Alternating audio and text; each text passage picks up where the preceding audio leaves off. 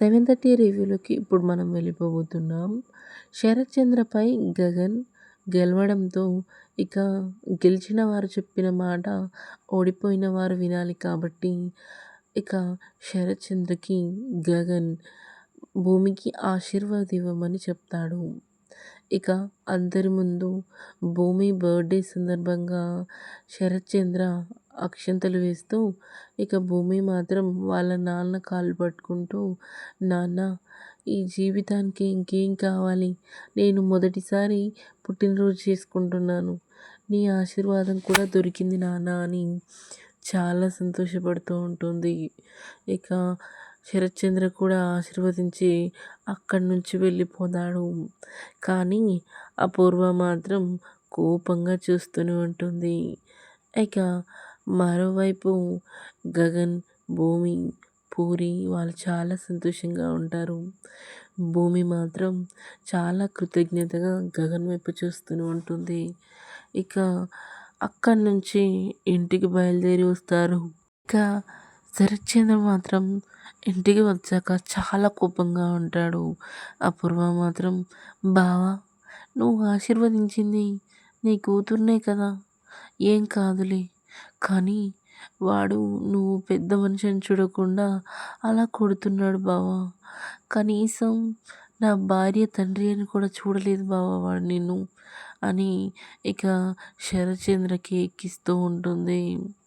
ఇక శరత్ చంద్ర మాత్రం ఇక మాటలు పట్టించుకోకుండా పైకి వెళ్ళిపోతూ ఉంటాడు. ఇక మరోవైపు కూడా వీళ్ళంతా ఇంటికి బయలుదేరుతారు. ఇక నక్షత్ర చెర్రీ రూమ్లోకి వెళ్తూ ఇక నక్షత్ర చెర్రీపై విరుచుకుపడుతూ ఉంటుంది.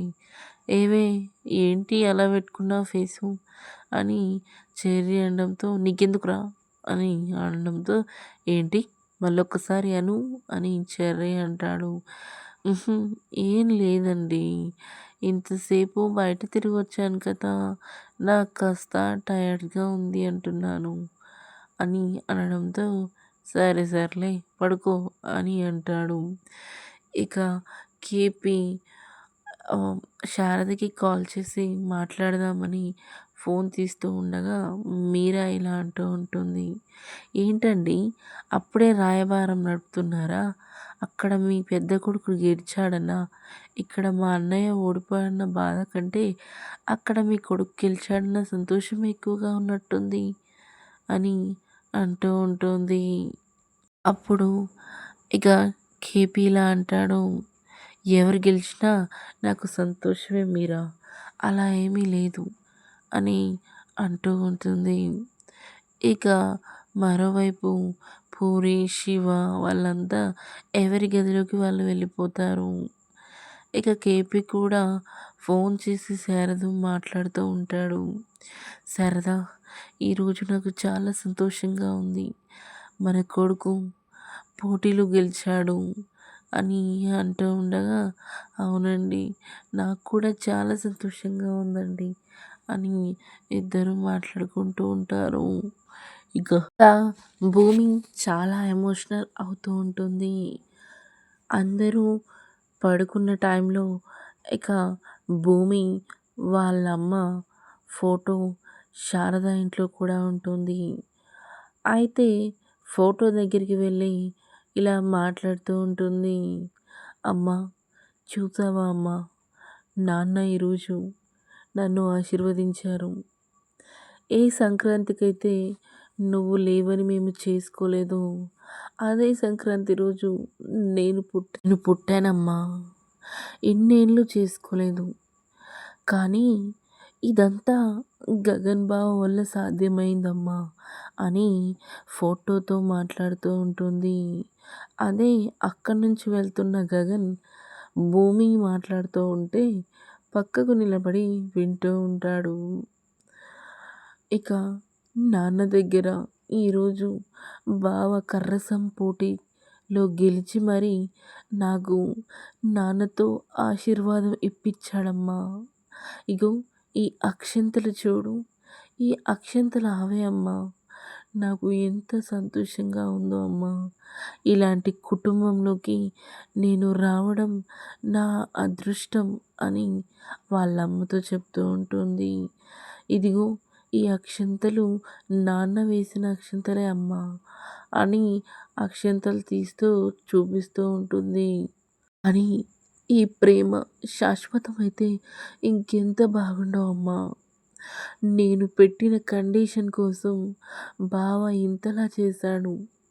నిజంగా నన్ను బావ ప్రేమిస్తే నా కోసం ఏదైనా చేస్తాడమ్మా అని మాట్లాడుతూ ఉండగా, ఇక 12 కాపురానికి 12 సూత్రాలు అనే కండిషన్ పెట్టడంతో నా కోసం ఇవన్నీ చేశాడమ్మా అని అంటూ ఉండగా, ఇక భూమి చెయ్యి పట్టుకొని ఇలా వెనక్కు లాగి తిప్పుతాడు గగన్. అసలు నీ గురించి నువ్వేమనుకుంటున్నావు భూమి? నేను ఇన్ని చేస్తున్నా కూడా ఎంతసేపటికి 12 కాపురానికి 12 సూత్రాలు అనే కాన్సెప్టే చూస్తున్నావు తప్ప నీ మీదున్న నాలో ఉన్న ప్రేమను మాత్రం చూడట్లేదు భూమి. అసలు ఇవన్నీ ఒక్క 12 కాపురానికి 12 సూత్రాల ద్వారానే చేస్తున్నానా అని వెనక్కి తిరిగి మాట్లాడుతూ ఉంటాడు గగన్. భూమి, ఇవన్నీ నిన్ను ప్రేమించే చేశాను భూమి. నువ్వంటే నాకు ఇష్టం భూమి. ఐ లవ్ యూ భూమి. ఒక భార్యకు ఇవన్నీ ఊరికే చేస్తారా అని అనడంతో ఇక పొంగిపోతూ ఉంటుంది భూమి. నేను నిజంగా నిన్ను ప్రేమిస్తున్నాను భూమి. ఐ లవ్ యూ అనగానే ఇక గగన్ గల్ల పట్టుకుని దగ్గరికి లాక్కొని లిప్ లాక్ ఇస్తుంది భూమి. ఇక ఆ క్షణం ఇద్దరూ లోకాన్ని మైమర్చి ఇక మరో లోకంలోకి వెళ్ళిపోతారు. ఇక అంతటితో మన రివ్యూ కంప్లీట్ అవుతుంది. అసలు భూమి యాక్సెప్ట్ చేసింది కాబట్టి ఇక కథ ఏ మలుపు తిరగనుంది.